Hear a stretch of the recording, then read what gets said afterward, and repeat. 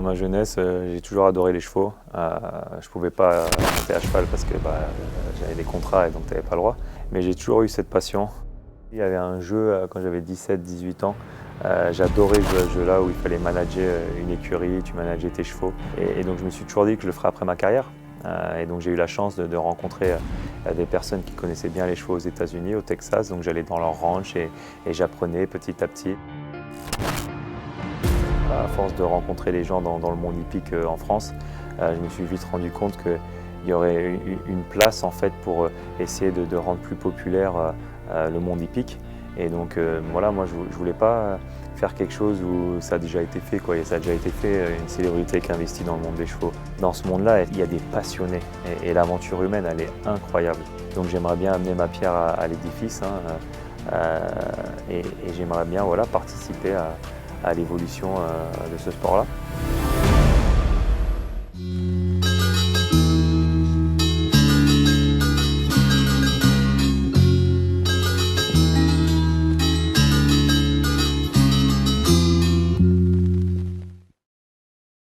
Tony Parker, c'est la définition même de la gagne. Quand on voit tout ce qu'il a accompli, on le met aujourd'hui dans les meilleurs sportifs français de l'histoire. Sportif, hein. Je ne parle pas basketteur, je parle bien de sportif. De voir un Français briller en NBA, c'était déjà quelque chose d'assez inimaginable. Il a amené des titres à la France, ce qui était déjà quelque chose de difficilement envisageable. Tony Parker, c'est celui qui a fait passer le basket français à une autre dimension. Si on prend l'exemple des courses hippiques, par exemple, il saura très bien s'entourer. Il sait très bien où il faut aller. Il saura sur quel cheval il faut commencer à miser et espérer des choses. Et en plus de ça, il n'a pas un cheval qui s'appelle Bestwin par hasard. Ça dit tout.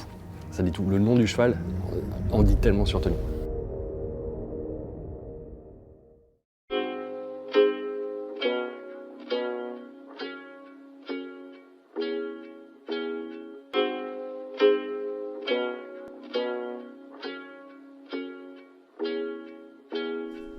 J'avais un bon ressenti avec cette pouliche-là, donc c'est pour ça que j'aime bien les nommer en fonction de leur caractère et tout. Et elle, c'est la force tranquille, elle est tout le temps cool. Et c'est une jument qui quand elle est avec les autres, elle aime bien dominer un peu. La mère Best Day, et puis les winners gagnantes, donc voilà, Best Win. C'est tout simple. L'univers des courses est de plus en plus à la mode. Il y a pas mal de sportifs de grand niveau qui s'y intéressent. Clément Langlais, Antoine Griezmann, donc pourquoi pas Tony Parker. Un premier achat, Bestwin, qui devient une pouliche de qualité, d'un très bon niveau, ça c'est important. Il est tout de suite sur de bons rails. Je laisse l'avoir en premier. Hein. Bonjour Bestwin. Oui, on a tout à l'heure. J'ai jamais vu une pouliche qui veut faire autant de câlins. Il fait plein de câlins, Bestwin. Oui, elle adore les pommes. En fait, avec Bestwin, c'est Valérie Demory, mon coach à l'Asvel féminin. Il savait que je voulais me lancer dans les chevaux. Il ne savait pas trop le timing, mais il savait que j'étais très intéressé. Lui, il est dans le monde des chevaux depuis plus de 30 ans. Et donc là, Valérie, il me dit il y a une pouliche, apparemment, elle a vraiment du potentiel. Tu peux rentrer à un prix raisonnable et on va dire faire ta première expérience tranquillement. Et donc, j'appelle le coach, Ludovic Gadebin. Parce que pour moi, c'était important de créer une relation avec le coach et qu'il m'explique un peu sa vision pour la pouliche et sa vision du monde hippique et voir si ça allait matcher avec moi et mes valeurs et ce que je voulais faire dans ce monde-là. Quand on dit d'un cheval qu'il est épais, c'est qu'il a un dos assez large. Ouais. C'est vrai que c'est un coup de fil qu'on attend quand même parce qu'on se dit, est-ce que vraiment ça va aboutir? Est-ce qu'il va réellement appeler? Et puis la première approche, ça s'est très bien passé, moi de mon ressenti. Et donc ça a matché dès le début. Et donc tout de suite, je décide d'investir dans Bestwin. Moi, j'ai fait un gros hug. Tellement douce.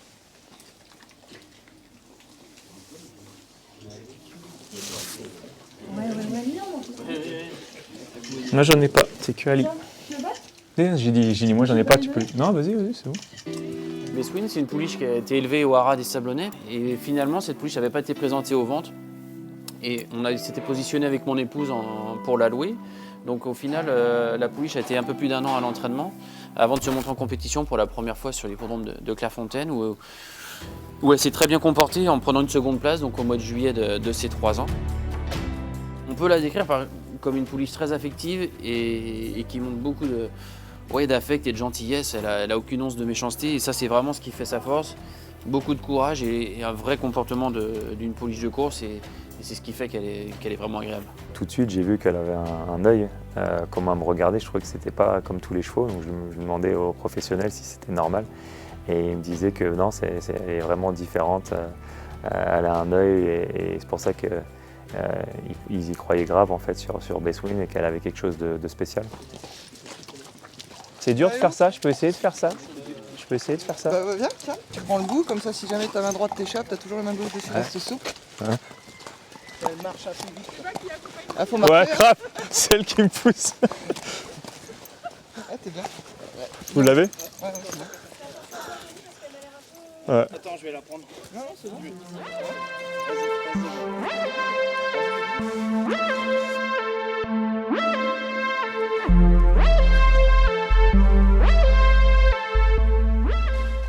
Ah, ça doit être sympa, ouais, j'aimerais bien voir. D'aller à Nantes et voir un entraînement. Ouais. Ouais.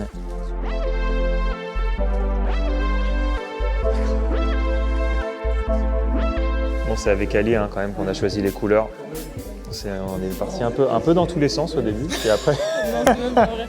C'était juste pour essayer. En fait, non, il y avait toutes les couleurs et tous les motifs possibles.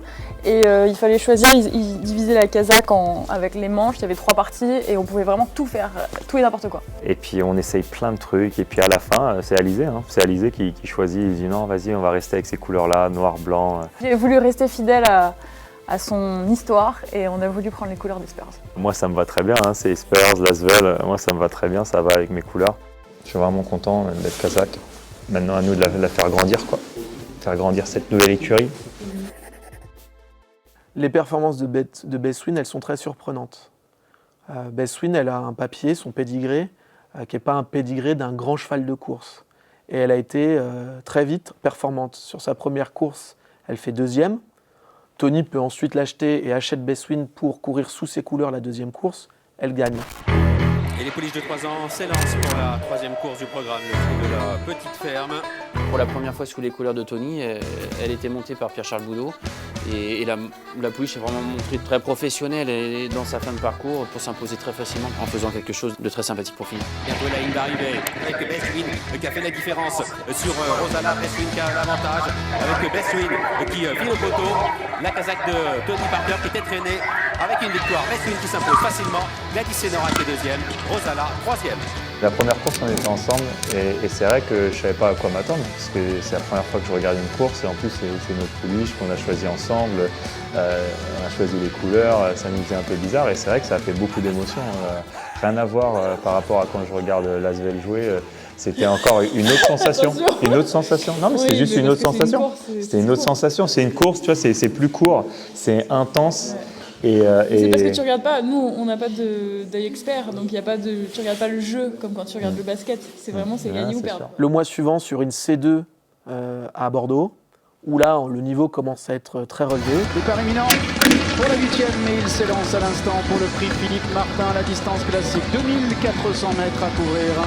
PC Boudot montre toujours Bestwin et l'emporte. Avec le numéro 2 Faten, alors que Bestwin pour l'instant n'a pas l'ouverture, que Stoner se rapproche à l'extérieur, que Mabaoui à son tour maintenant qui tente de réagir. Vasimix est à la corde avec à son extérieur Faten, Bestwin qui tente de venir entre les chevaux avec Mabaoui maintenant de plus en plus vite, mais Bestwin maintenant a trouvé le passage accélérant désormais. Bestwin qui prend l'avantage pour s'envoler vers un nouveau succès. Bestwin qui va triompher. Le succès pour Tony Parker, Ludovic Gadbin, la 2e place à la corde. Ouais, je sortais du métro, sur mon téléphone j'étais comme ça et en fait ils m'ont pas leur testé en même temps. Et du coup je le zappais, je voulais voir la fin. Parce que tu pouvais pas regarder je crois. Moi j'étais en réunion, donc c'est elle qui me l'a appris. Moi j'étais en réunion, je pouvais vraiment pas l'annuler. Et donc en fait quand elle m'appelle, je sais que c'est pour ça en fait, elle va me dire le résultat de la course. Donc je vois son nom, je fais allô. Et c'est pour ça que quand elle m'a appelé, j'étais trop content. Je fais un 2e course, 2 sur 2, ça commence trop bien. Et là, l'entourage de Bestwin commence à voir tout son potentiel. On croit vraiment à la bonne étoile de Tony Parker, puisque 2 victoires en 2 sorties, c'est exceptionnel. Et Ludovic Gatmin décide d'inscrire Bestwin sur une listed à Deauville. Bonjour à toutes et à tous et bienvenue sur l'hippodrome de Deauville avec au programme une listed où on retrouvera notamment Bestwin, la pouliche de Tony Parker. Elle reste sur 2 belles victoires mais monte aujourd'hui de catégorie affrontant cette fois des chevaux de haut niveau. Et voilà parti pour la 3e, le prix Vulcain. C'est une listed sur le gazon, 2500 mètres à parcourir. La pouliche découvrait ce jour-là à nouveau un nouveau jockey, donc Julien Auger, et elle a marqué un petit temps d'arrêt à la sortie des boîtes de départ, ce qui fait qu'on s'est retrouvé à l'arrière-garde un petit peu, pas détaché, mais enfin comme une pouliche qui n'était pas forcément en course. Et finalement, il lui a fallu un petit peu de temps pour se présenter et se mettre en conformité justement durant le parcours. Accélération progressive en tête du peloton à 450 mètres du but. Et elle est vraiment venue finir de l'arrière-garde dans un très bon sens. Et ce qui était vraiment assez exceptionnel ce jour-là, c'est qu'elle prenait déjà du black tag pour sa 3e course. Qui sont côte à côte de Bestwin et Sheraz qui refont du terrain en dehors. Mais c'est Directa, le numéro 9, qui a fait la différence maintenant. 150 mètres du but. Directa qui accélère, Directa qui se met hors de portée de ses adversaires pour remporter cette liste. Le prix Vulcain. Sheraz, très bon finisseur, sera peut-être deuxième à voir avec le 10 Bestwin devant Calculating. Sur cette course-là, on fait 3e, mais j'étais déjà super content parce qu'on est sur un podium avec une pouliche où les gens du monde hippique, ils n'étaient pas très intéressés parce qu'on l'a récupérée comme ça, c'était une opportunité. Elle n'avait pas été vendue au Vente Arcana et donc c'est vrai que de te dire que ta première pouliche elle monte comme ça et a fait 3e de listed, c'est quand même quelque chose de spécial. Pour une pouliche de ce pédigré, être black type, c'est inespéré. Et ça éduque très mal Tony aux courses. Normalement, un cheval black type, on l'attend pendant des années. Le propriétaire commun des mortels peut l'attendre toute sa vie sans jamais l'avoir. Tony, premier cheval, il touche un cheval black type. On gagne la première course, on avait déjà eu des offres. 2e course, là c'était x7, x10 les offres que j'avais sur ce que moi j'avais investi. C'est quand même un secteur d'activité qui est relativement fragile, où on sait pertinemment que le cheval du jour au lendemain, il peut malheureusement s'accidenter ou rentrer dans un cursus de contre-performance et au final avec une valeur qui ne fait que décroître. C'est la première fois que je parle avec Tony, il me dit j'ai une proposition d'achat pour Bestwin, on me propose 5 fois la mise. Et je lui dis, compte tenu du papier de la pouliche, de ses performances, vends. Il faut vendre. Et Tony me dit, je pense que je vais vendre. Et je lui dis, bravo, première bonne décision d'un futur grand propriétaire. Ils m'ont tous dit qu'il fallait vendre. À un moment donné, tu fais un investissement comme ça, tu as une pouliche black type, ce qui n'arrive jamais, c'est clair que ça aurait pu donner une somme pour après réinvestir sur plusieurs chevaux et vraiment commencer ton écurie. Mais je sais pas, moi je pouvais pas. Et moi je refusais catégoriquement, je pouvais pas, je m'étais attachée à elle en fait et je voulais pas qu'on la vende parce que c'était la première, en plus elle avait gagné, donc c'était devenu sentimental. Là maintenant on a envie de construire l'histoire avec elle, j'ai envie de faire une saillie, j'ai envie de en fait, continuer en fait, l'histoire avec elle. Le message envoyé par Tony Parker est important, il n'est pas là pour l'argent, il aurait pu faire fructifier et capitaliser son investissement, mais il voit plus loin effectivement avec Bestwin qui peut lui servir de poulinière de base pour la suite des opérations et la suite de son histoire et de son aventure. Et étape par étape, mettre sa pierre à l'édifice du projet de Infinity Nine Horses.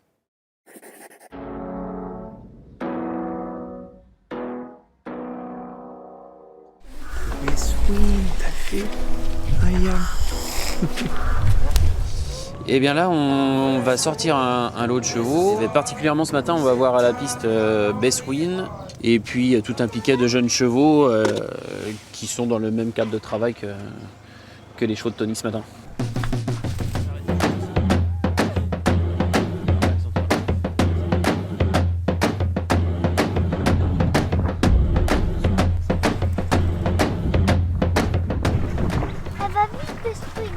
Super vite. C'est cool de voir un entraînement. J'avais jamais vu un entraînement. Et de voir Bestwin, là, ça faisait longtemps que je l'avais vu, donc non, c'est toujours un plaisir de la voir. Et hâte qu'elle reprenne les courses. Moi maintenant, tu commences à rêver, comme tout ce que j'entreprends dans le monde du sport et tous mes investissements, c'est d'un jour gagner l'Arc. c'est clair que moi, on va se concentrer sur ça. Quand on travaillait justement notre projet, on est aux toilettes et Tony se retourne vers moi et me dit « Clément, on va gagner l'arc ». Qu'est-ce que vous voulez que je raconte à un joueur à qui on a dit qu'il n'irait pas en NBA, qu'il serait jamais champion NBA, qu'il serait jamais MVP? Et je dis « Bah ouais Tony, on va gagner l'arc, on va tout faire pour en tout cas ».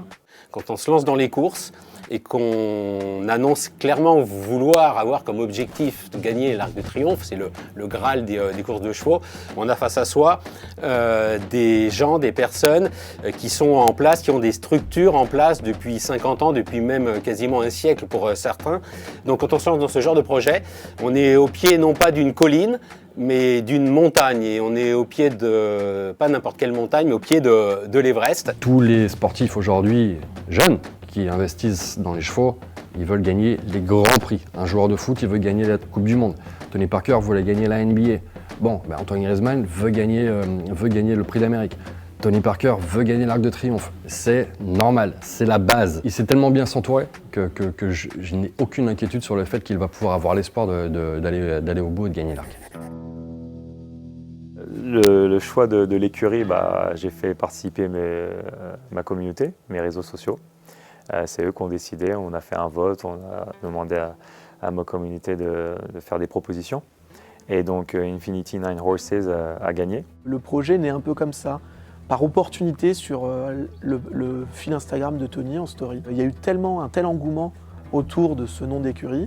On a fait près d'1 million d'impressions pour un nom d'écurie et on a décidé de créer une structure dédiée aux chevaux de course de l'écurie de Tony Parker, dans laquelle Tony est le propriétaire, moi petit associé, président délégué. La communication de Tony Parker, c'est clairement à l'américaine. De toute façon, il est énormément à l'américaine. Il a cette culture de la gagne qui est américaine et il la transpose en France. Et sur ses réseaux sociaux, bien sûr qu'il c'est pas du tout le genre de personne qui va être omniprésent. Il ne montrera que ce qu'il a envie de montrer, il va parfaitement maîtriser la chose. Je pense que Tony va apporter beaucoup de choses, beaucoup de modernité un petit peu au sport hippique, de montrer aux gens une autre facette un petit peu des courses hippiques. Et Tony est en train de montrer à tout le monde que les courses hippiques, c'est pas forcément l'image qu'on pouvait en avoir avant. Non, non, ça n'a strictement rien à voir et il apporte justement une sorte de modernité et qui est très importante pour les courses hippiques particulièrement. Et je pense que lui, il va se régaler là-dedans.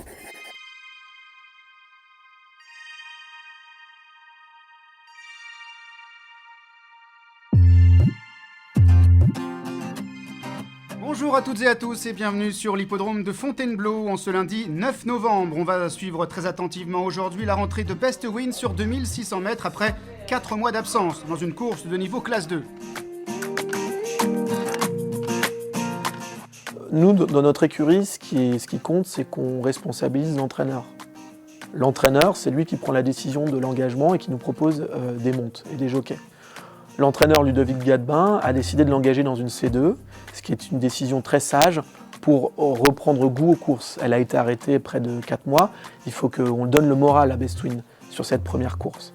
Et donc cette C2 que Best Win va courir, on veut lui donner une course facile, une course tranquille.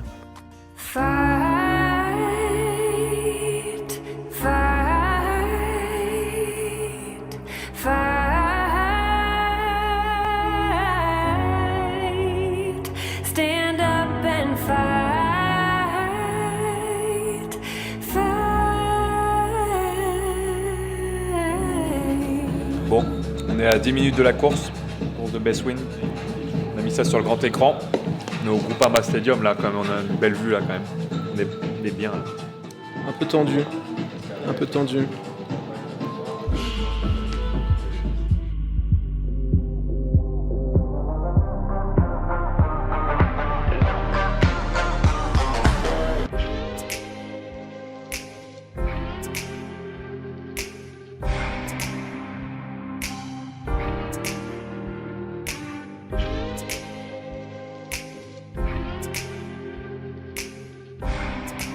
Tony ? Ça va Ludo ? Salut Tony, tu vas bien ? Ouais, ça va. On est devant la télé, on attend avec impatience là. Tu l'as bien sorti ce matin alors ? Donc ouais, la pouliche, elle est certainement apte à faire une bonne rentrée. On aura pour elle d'avoir une distance qui va lui convenir. Il n'y a pas lieu de s'affoler, entre parenthèses, peut-être sur le résultat strict d'aujourd'hui, parce que c'est une remise en route. Et après, on a tout lieu de vraiment lui établir un programme. Donc voilà un petit peu l'idée de cette course de rentrée aujourd'hui. Bonne chance à nous. À tout de suite. On s'appelle après la course. Ouais, ok, à tout de suite.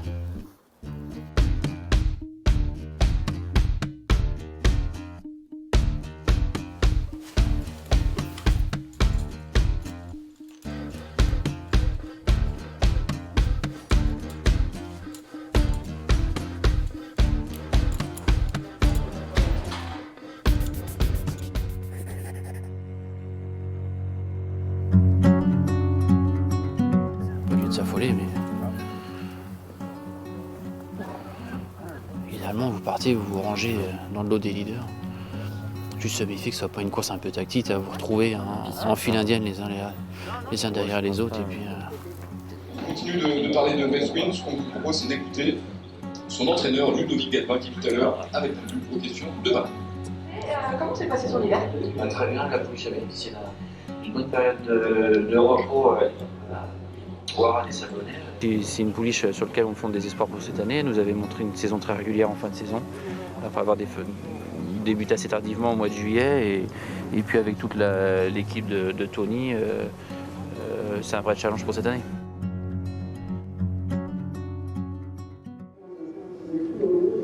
Départ imminent, tous les chevaux sont dans les stalles. Excellence pour la 5e. Là, ils viennent de partir. La pouliche a pris un bon départ. On a vu en tête de la course, c'est le numéro 3, Just of Formality, qui a pris les commandes de l'épreuve. Endorphine vient à son extérieur. En deuxième position, là, c'est le cheval gris qui est à mi-peloton. À son intérieur, le 2, Stelvio. En avant-dernière position, toujours Bestwin, le numéro 6. Et donc le grand favori, Big Five, qui ferme la marche. Premier tournant. Premier tournant, sa position n'a pas changé, elle est toujours montée à l'arrière-garde. Stelvio est en avant-dernière position, alors que le favori, Big Five, est toujours dernier. Et Big Five, le numéro 1, les concurrents bientôt pénétrés dans l'ultime ligne droite, longue ligne droite ici à Fontainebleau, 700 mètres à parcourir. Et le sprint final qui n'est pas encore lancé. On voit que Pierre Chaboudot commence à se décaler à l'extérieur avec le grand favori Big Five, ce que fait également Damien Bosch sur le dos du numéro 6, Twin, deux des favoris qui vont dans la ligne droite. 500 mètres à parcourir maintenant avec toujours Just Formality qui est l'avantage. Il vient d'être décalé et commence à faire son effort. Encore plus en dehors, le gris Maratin qui tente de refaire un petit peu de terrain avec le favori Big Fad qui est lancé complètement extérieur. On se retrouve sur la ligne des chevaux de tête. Il reste environ 350 mètres à parcourir avec Just Formality qui tente de repartir. Mais voilà que le grand favori Big Five enclenche à l'extérieur et Big Five vient très vite pour peut-être signer une 4e victoire consécutive. Il reste environ 150 mètres à parcourir. Big Five semble avoir fait la différence. Donc Big Five qui va s'imposer facilement 4 sur 4 pour ce poulain impressionnant une nouvelle fois. Là, il a été mollo. Pourquoi? Parce qu'elle a mal, tu crois? Non, c'est juste pour pas lui donner une course dure. Pour pas donner. Ah, d'accord. Tu vois, pour pas trop la pousser trop loin alors que c'est sa course de rentrée. Déception un petit peu parce que forcément la pouliche n'a pas montré le résultat qu'on pouvait en escompter. Voilà, typiquement une course de rentrée où on est déçu du résultat, mais c'est les courses et elle va progresser là-dessus, j'en suis certain. Elle a bien respiré? Ouais, là, elle tire un petit peu. Ouais. Pour rentrer sur cette distance. Ouais. C'est un petit peu à l'entre. Elle le paye un peu, ouais. On la prend bien. Vaut mieux qu'elle soit dans son rythme, je pense. Ouais. Que d'en faire, de consommer un peu. Voilà. Et qu'elle soit trop détendue et trop. Ouais. Qu'elle soit dans son truc, que ça aille tout le temps. Voilà. Et je pensais qu'elle allait être plus prête que ça. Ouais. Et voilà. Bah ouais, il leur faut des courses. Exactement. Voilà. Ok, merci Damien. Merci Michel. Ouais, Tony, ça va et toi? Bon, ouais, résultat strict décevant. Parce que la pouliche, moi le matin, elle semblait quand même monter les dispositions et être en bonne condition pour faire une bonne rentrée. Et puis finalement, le résultat sur la piste est un peu en dessous de ce que j'espérais. Maintenant, bon voilà, on attaquait contre les vieux. Aujourd'hui, c'était 2600 mètres à Fontainebleau en montant un petit peu, donc ça rallonge psychologiquement, ça rallonge toujours un petit peu la distance. Et au dire un peu de Damien, de son jockey, certainement une pouliche qui a un peu plus de rythme que ça, qui serait peut-être à viser le prochain coup plus sur 2400 mètres. Mais pourtant, ça se passait bien à l'entraînement. Tu m'avais dit qu'elle s'entraînait bien. Donc c'est pas, je pense, c'est pas une question de qu'elle n'est pas en condition, non? Non. Maintenant, est-ce qu'aujourd'hui elle n'avait pas le niveau? Avoir le résultat, oui, on ne l'avait pas aujourd'hui. Maintenant, c'est à elle de nous montrer qu'elle va monter en condition encore là-dessus et de pouvoir revenir de compétitive. Mais c'est sûr que là, aujourd'hui, moi, elle me déçoit quand même un peu, quoi. Peut-être la raccourcir un peu. Ok. Ouais, complètement. Ouais. Ok. Bon, bah, merci beaucoup Ludovic, on se tient au courant. Ok Tony. Bonne journée, ouais. Ciao. Merci, salut. Allez, bonne journée, ciao. On m'avait prévenu, hein, dans le monde des chevaux, ça peut être cruel. Et c'est vrai que quand tu commences l'aventure, on gagne les 2 premières courses, donc tu as cette adrénaline et t'espères que ça va arriver souvent. Mais pour l'instant, moi, je te sens avec Best Win, on a envie de faire plein de choses avec elle. Et c'est vrai que là, ça fait un petit coup dur, mais ça fait partie d'une carrière. Donc, l'aventure continue et de toute façon, c'est que le début. Hein.